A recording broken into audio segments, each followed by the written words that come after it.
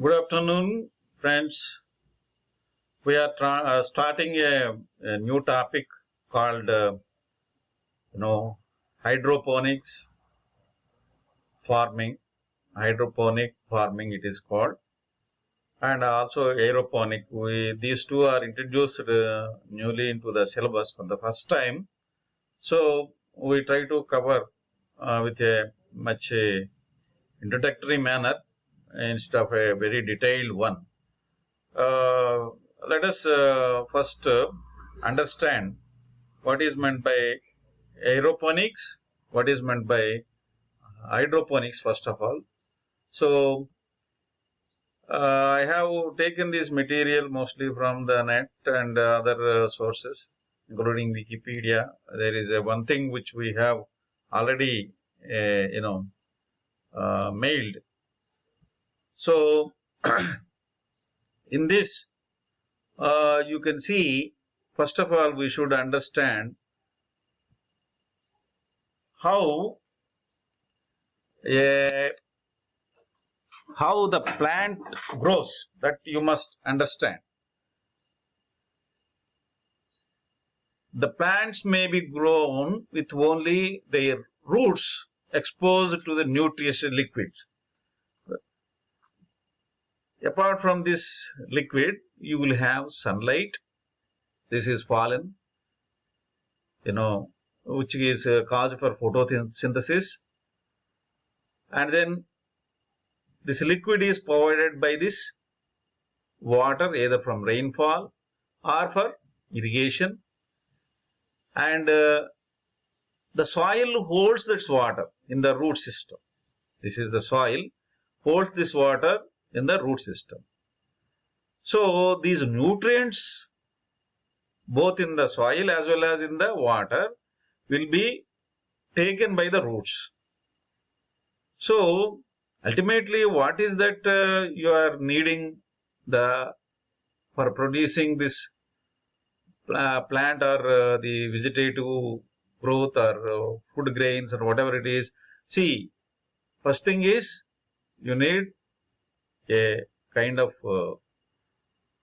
environment wherein the sunlight is available, this soil is available, and water is available. But within this soil, why soil is required? It is providing some kind of nutrients and holding some water. Now the question is, can you remove this soil and put some inert material and provide the nutrient solution directly, instead of adding fertilizers or whatever maybe to the soil? Sometimes, natural soil, if it is a fertile, it will give sufficient nutrients to the plant. Whereas otherwise, in many of these agriculture, you are adding nutrients by these fertilizers. So what is happening in these adding fertilizers is simply adding to the soil water. So and then the plant is updating. Otherwise, it is a inert material. Of course, otherwise it is a inert material medium like gravel, perlite, and so on. So now in hydroponics, what we do is we don't require any soil.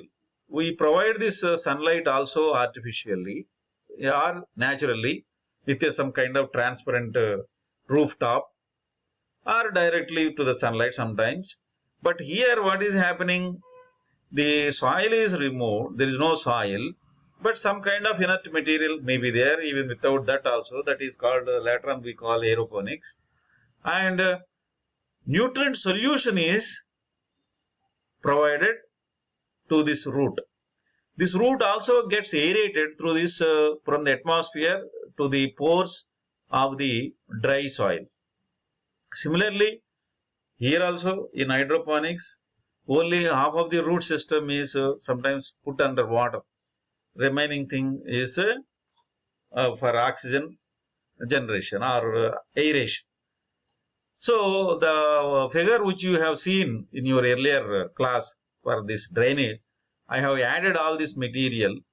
So to introduce the concept of removing the soil and then putting only a kind of water within the inert material so that this plant can grow. That's what is known as hydroponics. Okay, let us go. What is hydroponics?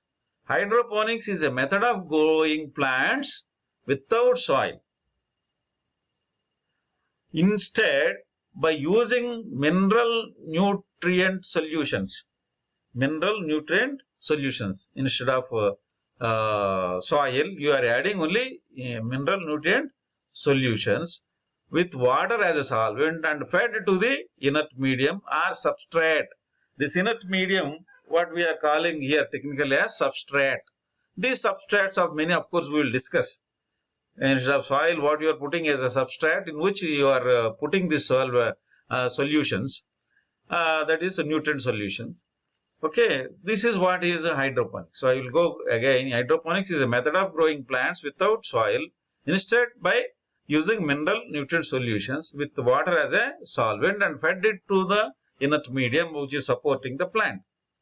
The nutrient used in hydroponic systems can come from any array of different sources, including but not limited to the fish excrement, duck manure, purchased chemical fertilizers, or artificial nutrient solution. So, of course, this again these nutrients we will discuss later on. There are many sources, even the fish excrement. In fact, in China, along with this rice cultivation, they put the fish also into the rice field. There's a double income. So, the fish excreta can be used as a nutrient to the rice fields. So, of course, the concept is there different. Here, the thing is, the fish excrement means I am just reminding.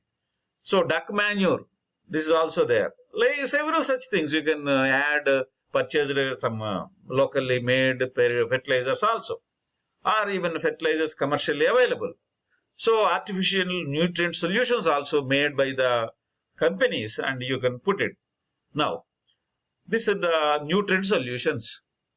Next, you can prepare on your own also. Okay, plants commonly grown hydroponically on inert media include these tomatoes, peppers, cucumbers, lettuces, marijuana, and model plants like Arabidopsis thaliana. See, these are something like medicinal plants. So there are many greeny vegetables you can grow. Leafy vegetables you can grow. It may not be possible for a very big trees or so, but all these mankind consumes these leafy and greeny vegetables. Practically you can grow. That is the advantage, and a fresh one you can have.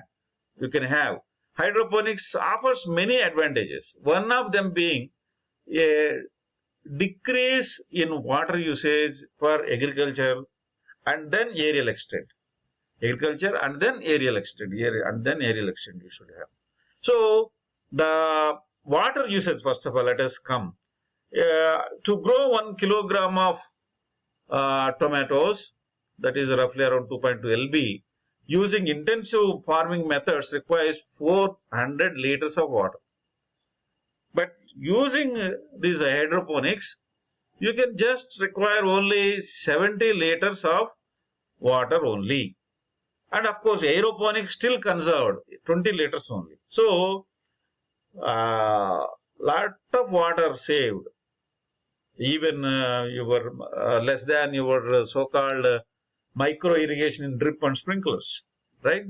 So that is why in a highly water scarce areas, and of course there is an initial investment is there. This water is highly saved. Another thing is, you can see here, the agriculture produce that can be brought out of 2 acres in an intensive farming, that is brought out in 2 acres of intensive farming, can be produced in 2000 square feet, just like in your flat.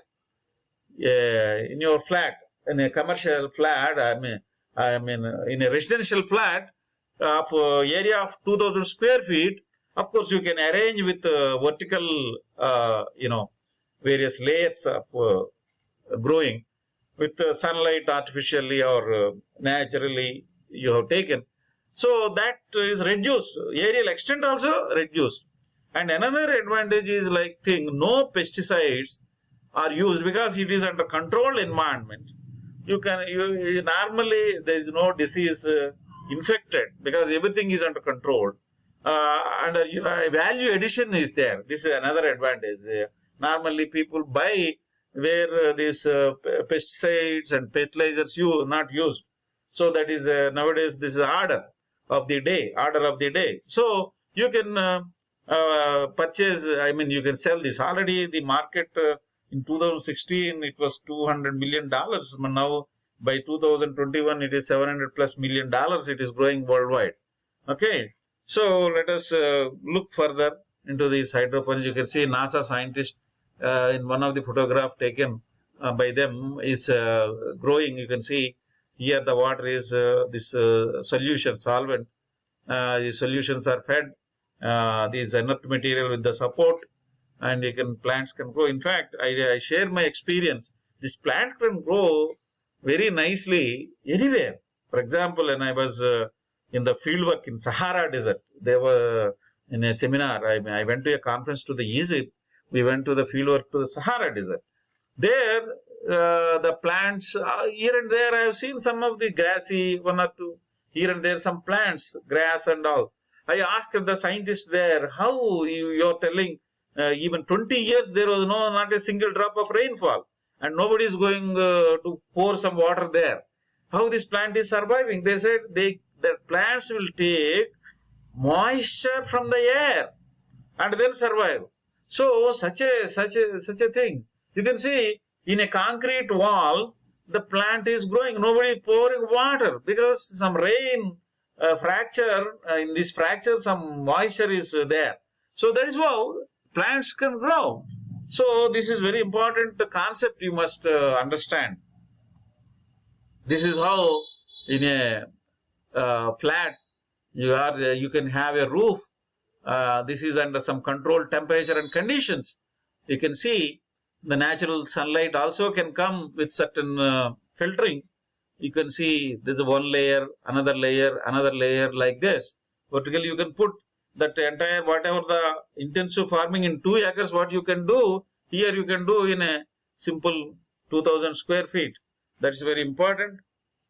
Next, techniques. There are basically popularly two techniques are there. There are two main variations in hydroponics. One is a static solution culture. Here you can see static solution culture. Another one is continuous flow solution culture. For all techniques, most hydroponic reservoirs are now built of plastic, but other materials have been used, including concrete, glass, metal, concrete, metal, vegetables, solids, and wood. These are the materials used for this water running reservoirs. Many things, which includes, plastic too, mostly plastic, I think. Concrete is seldom used. Glass, yes, because it will, the container should exclude light to prevent algae and fungal growth in the nutrient solution. So that is why this metal and some solids, mostly this plastic is preferable. Then static solution culture. What is this static solution culture? Plants are grown in containers of nutrient solution. Plants are grown in the containers of nutrient solution. That is our basic fundamental for the hydroponics. The solution is usually gently aerated, but may be unaerated. If unaerated, the solution level is kept low enough that enough roots are above the solution so that they get adequate access. When you are adding water in a container, you should have certain gap, not fill the entire volume of the root zone into water. You must leave something for aeration, but you must cut a hole to have this reservoir to get this aerated. Otherwise, there will be a problem. Oxygen will be deficient and plant growth will not be there. That's why a cardboard, foil paper, wood or metal may be put up on top so that the sufficient aeration occur. So we'll stop here. We'll continue in the next video.